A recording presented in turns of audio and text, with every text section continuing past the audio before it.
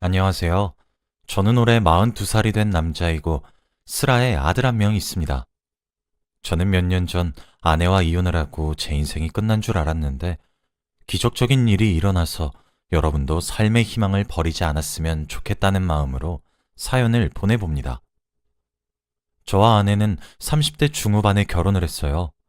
저는 그때 당시 사업가였고 아내는 평범한 회사원이었죠. 솔직히 그때 제 사업이 너무나도 잘 되어서 저는 나이가 어린 편이었음에도 불구하고 모두의 부러움을 받는 성공적인 사업가였습니다. 아내와 저는 친구의 소개로 만났는데 친구가 말하기로는 그녀가 저를 옛날부터 좋아했다며 소개를 해달라고 자기한테 부탁을 했다더라고요. 저는 솔직히 사랑보다는 일이 더 좋았고 여자를 만날 여유도 없었지만 그래도 저를 좋아한다는 사람한테 만나보지도 않고 거절하는 건 예의가 아닌 것 같아 간단하게 식사만 하고 오려고 했습니다. 저는 회사 근처 근사한 레스토랑에서 그녀를 기다리고 있었는데 왠지 모르게 떨리는 거 있죠? 물을 먹으면서 심호흡을 하고 있는 그때 그녀가 들어왔습니다. 아내의 첫인상은 정말 예뻤어요. 뒤에서 후광이 비치는 느낌이 들었습니다. 아내는 제 앞에 앉더니 수줍게 안녕하세요 라고 인사를 하더군요. 저도 인사를 하고 같이 식사를 하면서 서로의 이야기를 마음껏 풀어갔습니다. 그런데 오랜만에 일 얘기가 아니라 오로지 나라는 사람에 대해서 이야기를 하니까 너무 기분이 좋고 말도 잘 통하더라고요. 저는 깊은 관계를 만들기 위해서 나온 자리는 아니었는데 그렇게 잘 맞는 사람과 오랜만에 대화를 해서 식사를 끝마치고도 더 진솔한 대화를 하고 싶었죠.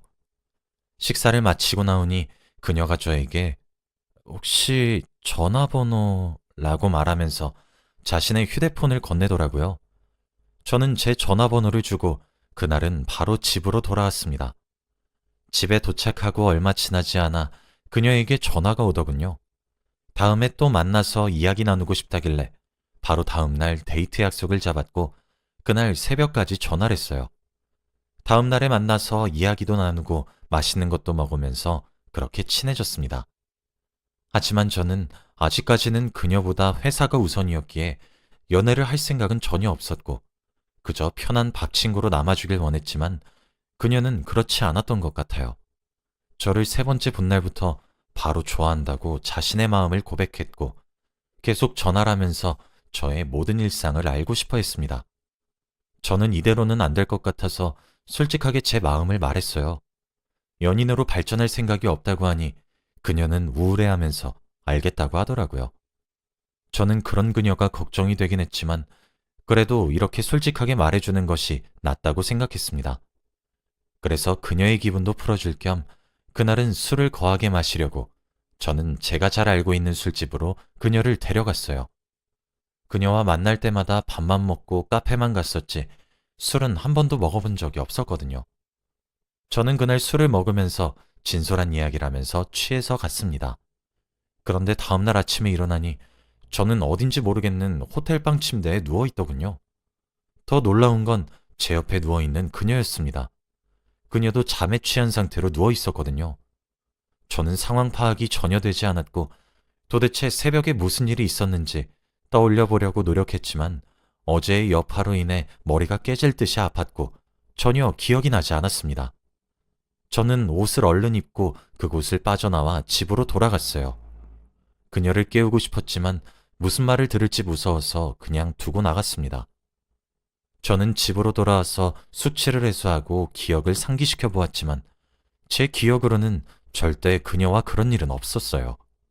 저는 제 기억을 믿고 그녀를 다시 만나지 않기로 결심한 뒤 평소와 같이 일에 매진했습니다. 그런데 그녀도 몇 주 동안 연락이 없더라고요. 저는 그렇게 저희의 관계가 끝난 줄 알고 저도 연락하지 않았습니다. 그런데 한 달 뒤 누군가 저를 찾아오더군요. 바로 그녀였습니다. 저는 비서에게 돌려보내라고 했지만 비서의 말로는 그녀가 제발 딱 한 번만 만나게 해달라고 사정사정을 한다고 하길래 어쩔 수 없이 그녀를 제 사무실에 들였어요. 그런데 그녀는 한동안 말이 없다가 테이블에 뭔가를 올렸는데 바로 임신 테스트기였죠. 두 줄이 명확하게 나 있었고 저는 멍하니 그것만 바라보고 있었습니다. 그녀는 이제 어떡할 거예요? 라고 한마디를 하더라고요. 솔직히 저는 그날 일 기억이 하나도 나지 않습니다. 죄송한 말씀이지만 제 아이가 맞나요? 무슨 소리를 하시는 거예요? 제가 여기저기서 꼬리 흔들고 다니는 여우 같나요? 그쪽밖에 없어요. 아, 그럼 어떻게 하시고 싶은지. 나 할 거예요. 결혼해요, 우리. 저는 갑작스런 그녀의 말에 너무 당황스러웠지만 저도 제가 저지른 일에 책임을 져야 한다는 생각에 그녀의 말을 따르기로 했어요. 아내는 저희 집으로 짐을 다 옮겼고 그렇게 동거 생활을 했습니다. 결혼 전에 시댁분들 다 만나서 인사도 드리고 결혼식도 순탄하게 올렸어요. 아내와 저는 아무것도 모르는 사이였는데 한 집에서 같이 사니까 왠지 모르게 정이 생기면서 좋아하는 감정이 피어오르더군요. 근데 제가 일이 너무 바빠서 하루 종일 회사에 있으니 아내의 태교에 도움을 주지 못했습니다. 그래도 착한 아내는 괜찮다며 일 열심히 하라고 했고 저는 한도 없는 신용카드를 건네주며 여보 쇼핑 좋아하잖아. 이거 한도 없어. 마음껏 써. 라고 하며 아내의 기분을 풀어줄 수밖에 없었습니다. 그렇게 결혼 생활과 회사 일이 잘 흘러가고 있었는데 갑자기 회사 직원 중 한 명이 경쟁사로 가버리고 저희 회사의 정보를 다 빼내서 배신을 했어요. 그래서 저희 회사의 주가는 점점 떨어져 갔고 결국 부도가 나고 말았죠. 직원들은 한순간에 직장을 잃었고 저도 한순간에 빚만 3억이 되는 사람이 되었습니다. 그 직원은 단순히 경쟁사에서 월급을 더 올려준다는 조건에 올려서 저희 회사의 정보들을 다 가져다 준 것이더라고요. 그 직원 한 명 때문에 수많은 사람들이 일자리를 잃었죠. 저는 한순간에 빚쟁이가 되니까 세상이 다르게 보였습니다. 어제까지만 해도 호화로운 집에서 가정부가 해주는 밥과 럭셔리한 양복을 입고 비싼 시계를 찬 뒤 비서가 운전해주는 차로 회사에 출근했었는데 한순간에 원룸으로 와버렸죠. 아내는 저에게 이게 무슨 일이야 도대체? 라고 하면서 화를 냈어요. 입이 10개여도 할 말이 없었고 저는 그저 미안해 만 반복해야 했죠. 저는 어떻게든 생계를 유지해야 했기 때문에 아침 저녁으로 막노동을 뛰고 새벽에는 택배 상하차 일을 하면서 겨우겨우 먹고 살 정도로만 벌었어요. 그런데 아내는 아이가 5살이 되었는데도 일을 할 생각은 하지 않고 그저 저에게 돈 벌어와만 반복했습니다. 제가 같이 맞벌이를 하자고 해도 내가 왜? 라고 말을 하는 거 있죠. 애가 어릴 때는 애를 돌봐야 해서 안 된다고 했지만 애는 매번 장모님께 맡기고 자기는 맨날 나가서 돈만 쓰고 왔습니다. 그리고 애가 좀 크니까 아예 당당하게 왜 자기가 돈을 벌어야 하냐면서 여자는 집안일만 하면 된다고 하더군요. 그래도 저는 한 집안의 가장이니까 최선을 다해서 아내와 아이에게 책임감을 가지기로 했어요. 그런데 아내가 저에게 아침밥을 차려주지 않더라고요. 저에게 밥은 차려주지 않고 애한테만 차려주고는 쥐꼬리 많은 월급 벌어오면서 뭘 얻어먹길 바래? 라는 말을 했습니다. 그래도 이 집이 이 정도로 굴러가고 있는 것도 저 덕분인데 손가락 까딱하지 않는 아내가 그렇게 말하니까 화가 나더라고요. 그뿐만이 아닙니다. 저는 아내에게 한 달에 한 번씩 생활비를 주는데 아내는 부족하다면서 더 달라고 했고 맨날 퇴근하고 집으로 가면 택배 박스가 산처럼 쌓여 있었어요. 좁은 집에서 계속 쓸데없는 물건만 늘리니 집은 더 좁아졌죠. 그래서 제가 참다 못해 아내에게 처음으로 쓴소리를 했습니다. 여보, 이건 좀 아니지 않아? 여보가 돈을 벌어오는 것도 아니고 나 혼자 버는 것도 벅차. 우리 저축하면서 살자, 응? 이런 쓸데없는 물건 사는 것도 좀 고치고. 그리고 나 빚만 3억이야. 우리 아들한테 안 물려주려면 내가 다 갚고 죽어야 하는데 좀 도와줘. 어? 뭐? 도와줘? 그 빚이 내 빚이니? 네가 사업해서 진 빚 아니야? 그리고 뭘 내가 쓸데없는 걸 샀다고 해. 이거 시간 지나면 다 쓸 일 있어. 그렇게 싫으면 그냥 이혼해. 아내는 무슨 말만 하면 이혼하자는 말만 달고 살았습니다. 그럴 때마다 저는 안 된다며 우리 아들 보고 다시 생각해달라며 매달리죠. 아내와 같이 돈 문제로 이야기를 시작하면 다툼은 항상 일어났고 아내는 제 말을 절대 듣지 않았습니다. 고치라고 해도 절대 안 고치죠. 그리고 며칠 뒤 장모님께서 연락이 오시더라고요. 그래서 장모님을 만나러 간 카페에 가서 장모님 앞에 앉았습니다. 그런데 앉자마자 장모님이 저에게 물컵에 담긴 물을 제 얼굴에 뿌리시더라고요. 저는 너무 당황스러웠죠. 장모님, 이게 무슨... 김서방, 미쳤나? 우리 딸 고생시키지 않는다며! 김서방이 우리 딸 인생 다 망쳐놓고 이래라 저래라 할 자격이 있나? 이렇게 한 집에서 같이 살아주는 것만으로도 감사해야지. 우리 딸 평생 손에 물 한 번도 안 묻히게 살게 해주긴다길래 그 집으로 시집 보낸 건데 어디서 남자가 말이야 살림하는 여자한테 명령질이야. 이럴 거면 우리 딸이랑 이혼해! 라고 하신 뒤 카페를 나가셨습니다. 저는 그때 너무 당황스럽더라고요. 장모님께 한마디도 못 해보고 저는 바로 일을 하러 가야 했습니다. 알고 보니 장인어른이 장모님으로부터 평생 남편 대접 못 받으면서 살아왔더라고요. 시부모님은 집안의 중요한 일은 다 장모님이 결정하셨는데 장모님은 외동딸인 아내한테만 신경 쓰지 장인어른에게는 전혀 관심이 없었고 장인어른은 무슨 일이든 발언권이 없다고 합니다. 저도 장인어른처럼 남편 대접을 못 받고 살 것 같더라고요. 그 뒤로 저는 아내가 뭘 사든 어떻게 하든 단 한마디의 잔소리도 하지 않았습니다. 그런데 아내는 제가 잔소리를 하지 않는 게 괜찮아서 하지 않는다고 생각하는 건지 점점 더 사치를 부리기 시작했고 하다 명품까지 당당하게 사들이더군요. 어느 날은 집에 들어가니까 못 보던 명품 가방이 눈에 띄었고 어디서 났냐고 물어보니 선물 받았다고 하는 겁니다. 분명 아내의 지인 중에서 이런 명품을 선물할 사람이 없지만 그래도 더 물어보면 장모님께 바로 고자질할까봐 그렇구나 하고 넘겼습니다. 그런데 날이 갈수록 집안에는 명품 물건들이 하나씩 늘어났고 아내도 점점 사치 부리는 가격의 정도가 커졌어요. 여보, 이것들 다 선물 받은 거 맞아? 아이, 맞다니까. 네 월급으로 이런 거 살 수 있을 것 같니? 네 돈 안 건드려. 카드 명세서를 보니 정말로 거액을 청구한 내용이 없어서 다행이라고 생각했어요. 그런데 어느 날부터는 제가 집으로 들어가도 대놓고 누구랑 전화를 하고 있고 문자를 하는 겁니다. 저는 아내가 씻고 있는 동안 휴대폰을 보니 남자였죠. 돈 많은 남자였습니다. 알고 보니 명품 선물은 그 사람한테 받았던 것이었죠. 저는 아내에게 이게 뭐냐면서 따지니 아내의 대답이 가관이었습니다. 돈 못 버는 게 남자니? 나도 우리 가정을 위해서 노력하는 중이야. 아내가 힘들면 행복하게 해주는 것도 남편의 도리 아니야? 나 지금 행복하니까 건들지 마.